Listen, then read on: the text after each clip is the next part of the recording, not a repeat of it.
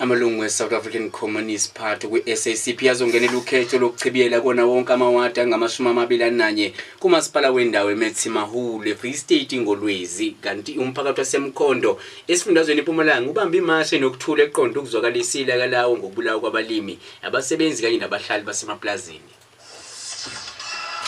Seligamenxe hora lesihlanu ngikubingeleleke emlaleli nazi izindaba ezigcwele noXolani Enock kaNkosi.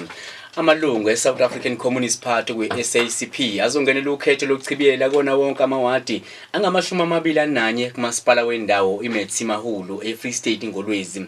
Le nhlangano inikeze amalungu ayimvume yokungenela ukhetho ngomfumfu, kanti umasipala wahlakazwa ngoNtulikazi ilandela ukungavumelani kwamaqembu ezombusazwe ngokwakho uhulumeni obambiswana. Umkhandlu bulokhu-ke wenganyelwe ngobambisana phakathi kwe-Democratic Alliance, Economic Freedom Fighters, Freedom Front Plus kanye neMetsimahulu Community Association owe-SACP uSolimapayi uthi-ke lo masipala wasemasimelo kuphela uthi-ke amalungu abo kumele kangenele ukhetho emele ke-SACP uthi ngokwenza njalo akusho ukuthi-ke bayashiya-ke kumadlela ndawonye.